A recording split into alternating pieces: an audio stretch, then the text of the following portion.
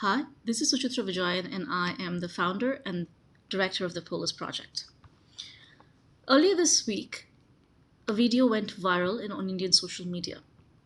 And this video had a lyric that said, "Send those who do not chant Jai Shri Ram to the graveyard." Since then, 49 celebrities have written to Prime Minister Modi in India saying that Jai Shri Ram has regrettably become a provocative war cry, leading to lynchings and religious hate crimes in India.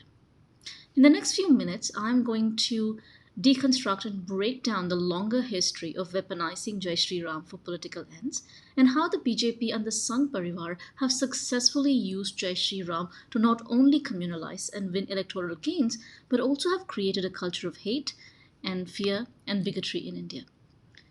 As I said before, this is not the first time Jai Shri Ram has been used as a rallying call to assert the idea of a muscular Hindu Rashtra. The chants have long been used to create divisive politics of hate, starting with the violence in Ayodhya and Babri Masjid. And of course, we have to say thanks to L.K. Advani, who was then the BJP's president in 1990, who's decided to start the Ram Rath Yatra, which BJP and other Sangh cadres. The path of the Rath Yatra from Somnath to Ayodhya was marked by hate speech, communal polarization, and violence. The yatra was followed by several riots that targeted Muslim communities throughout the country. In the book Religious Symbols and Political Mobilization, K.N. Panikkar writes, and I quote him here, "From the very beginning, the yatra created tensions between Hindus and Muslims. Even in localities far removed from the route,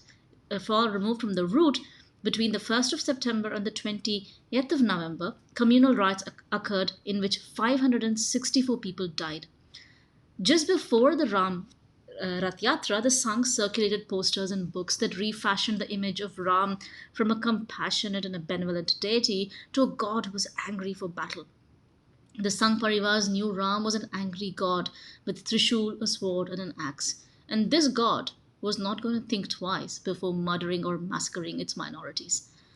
After the demolition of the Babri Masjid in 1992, Jai Shri Ram became a rallying call for an aggressive right-wing Hindutva nationalism that drew its strength from communal hatred, bullying, and bigotry, and its resulting violence. Here, violence was not an unintended consequence, it was crucial to win elections and the consolidation of BJP's power.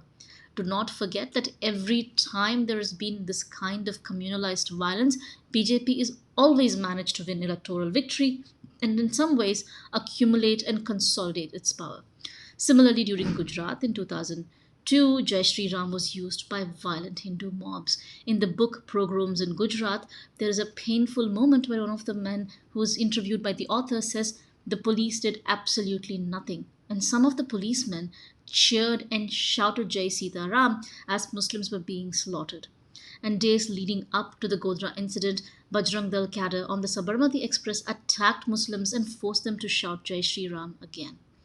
In December that year, BJP in Gujarat, led by Modi, the then chief minister, won a second term victory, a campaign that was fused with religion and politics. And 15 years later, he repeated this winning formula in a rally. In a rally in Ayodhya this May, Prime Minister Modi actually led chants of Jai Shri Ram.